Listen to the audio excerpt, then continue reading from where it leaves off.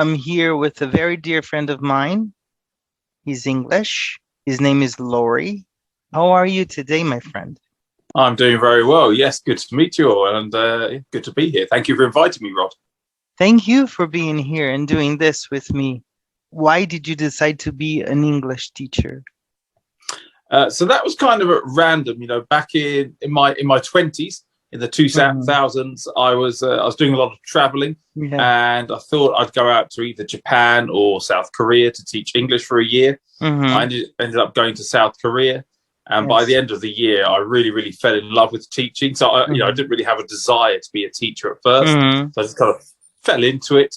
But then at the end of my first year, I started to really enjoy it, and haven't looked back since.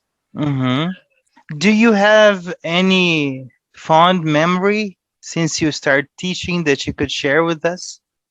Yeah, lots of fond memories. I mean, I've taught, from kindergarten students at the youngest age up to I used to have a one-on-one every day with a Samsung CEO. So I've kind of gone across the board, I suppose, in terms of age, abilities, etc. Lots of fond memories. Towards the last couple of years in South Korea, I taught adult students, and I ran my own Hagwon, my own academy there as well, and that was whilst I really enjoyed teaching kids, teaching adults, I made a lot of lifelong friends teaching adults. So that's something that's a fond memory.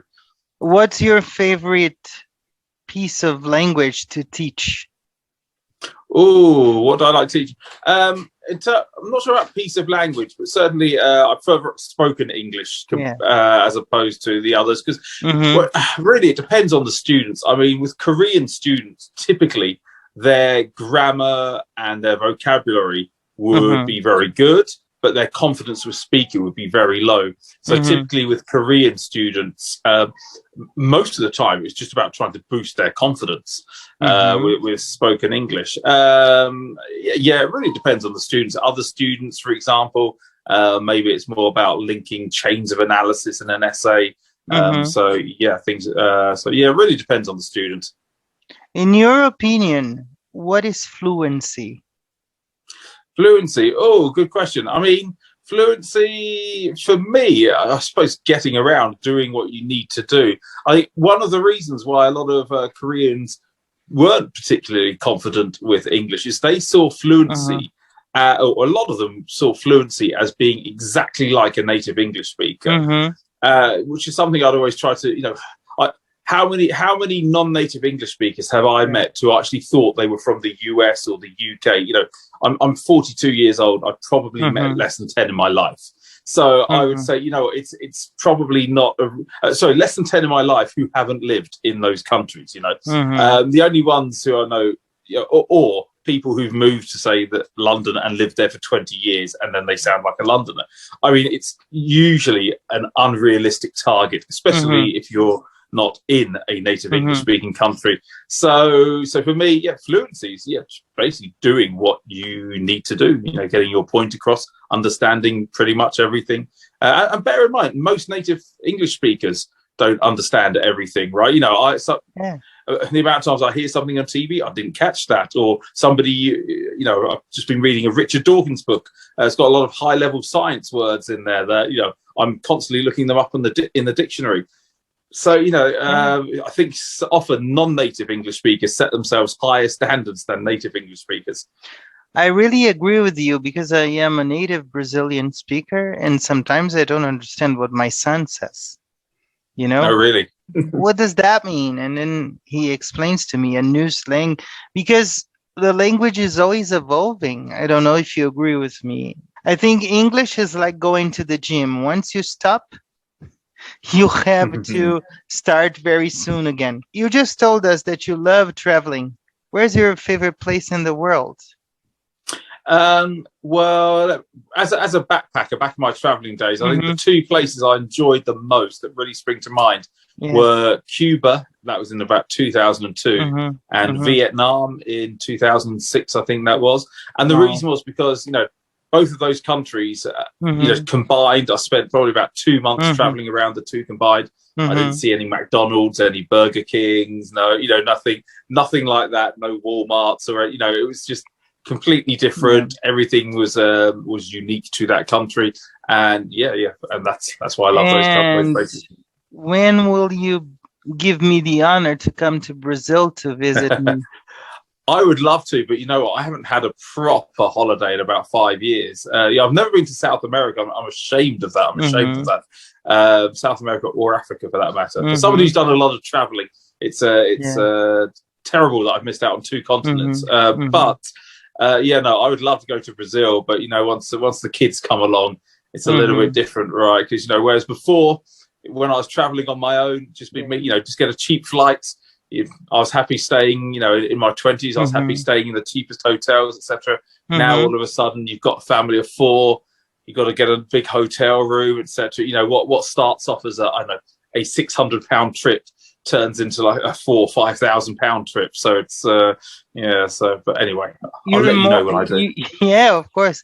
You're more than welcome to come down and stay with us, That's whenever you want. Thank you. Whenever you want. And I can show you a little bit of my country town, because I live 4 hours away driving from São Paulo. Oh, really? So, yeah. Oh, very nice. So I am really in a forgotten corner of the world, so.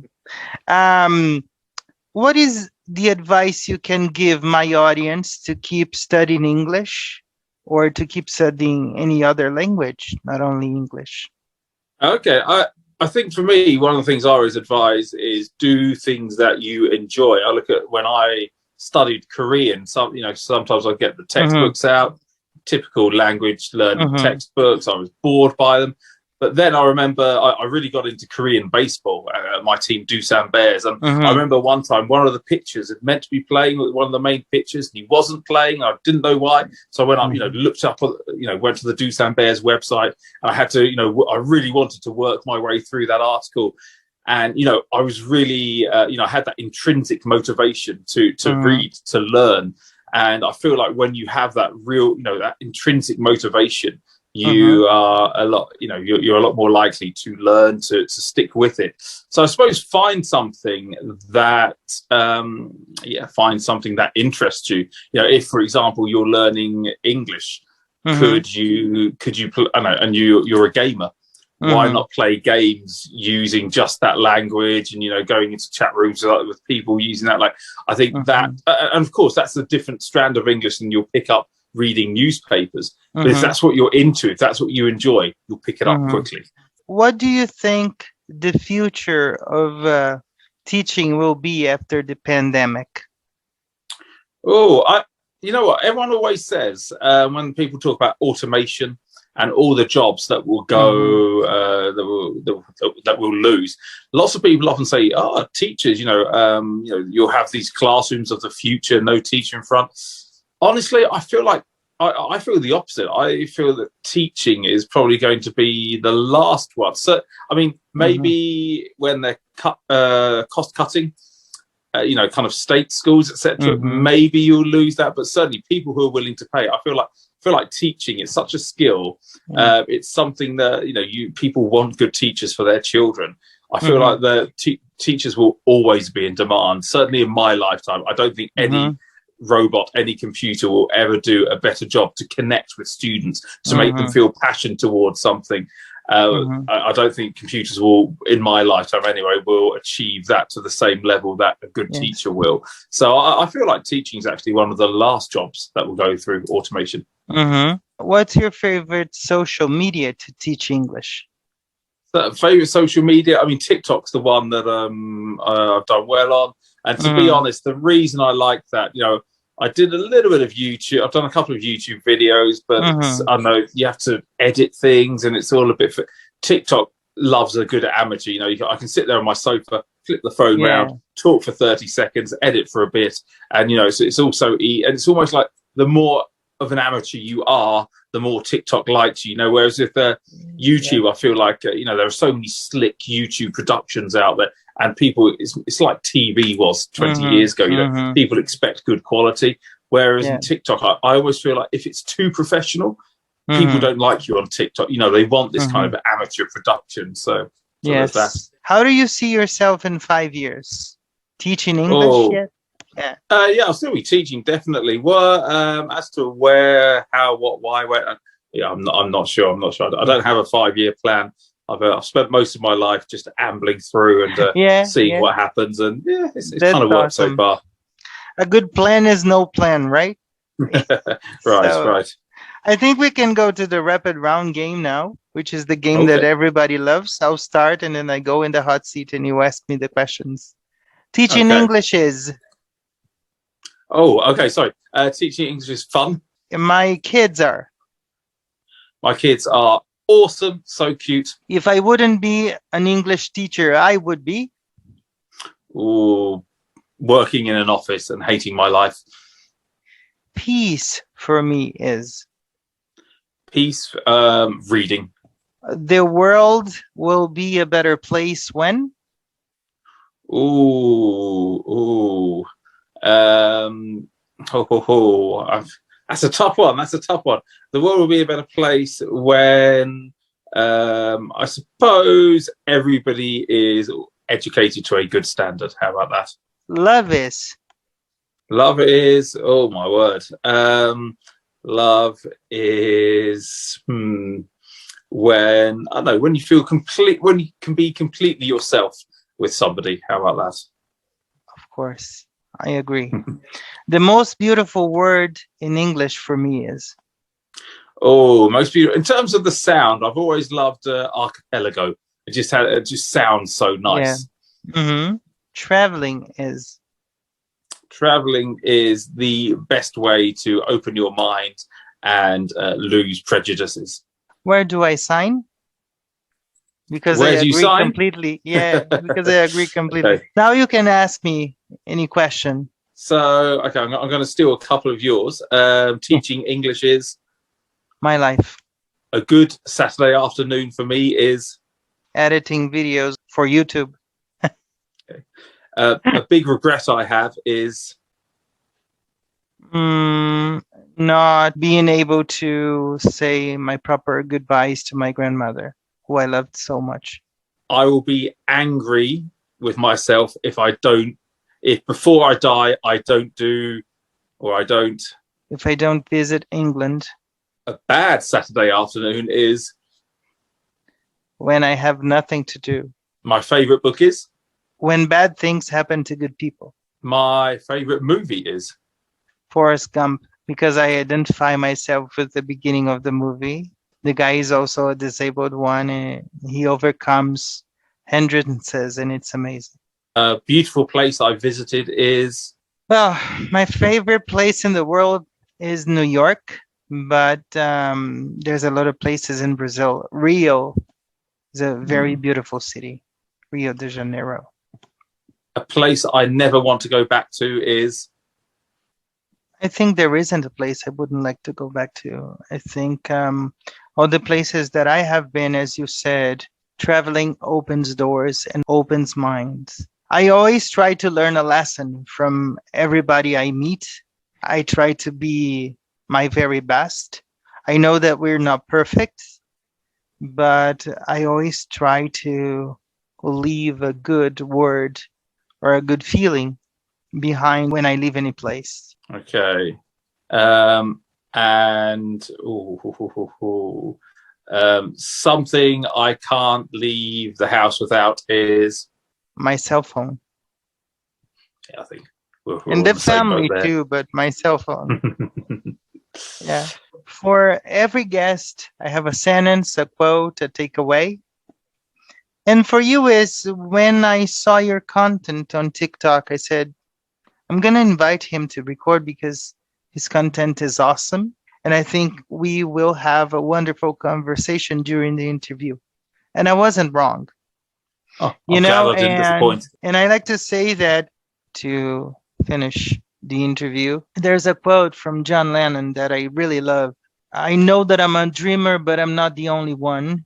And I think that when people stop dreaming, they start dying day after day after day. So I think it's good to be real but it's good to dream. And I really believe it. Keep doing the amazing stuff that you're doing on the social medias. And you have a friend in Brazil. I learn a lot from you because I am crazy about English. English for me is an awesome addiction. I also love British English, any English, doesn't matter. I love to learn. To finish, I wish you all the very best. It was an honor to have you for an interview. That's it. Just keep doing what you're doing, and you have a friend and a fan in Brazil. Thank you very much, Rod. I appreciate it. And thank you for the invite. And yes, best of luck to you too. Thank you for your time and for being here with me.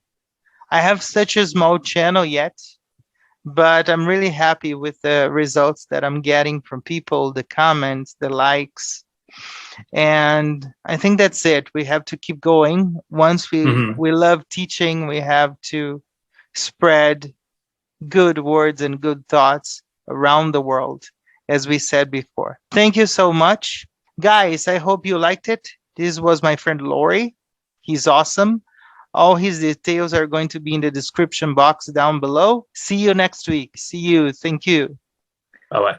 Hello, it's Rod's friend here, Gino from Real Everyday English. Sorry for interrupting your video. I just want to make a quick recommendation that you subscribe to Rodrigo's channel. He's an amazing guy, he's so humble, he's so dedicated, and he creates absolutely fantastic content. Sorry for interrupting your video. Don't forget to subscribe. See you people soon. Bye bye. God bless.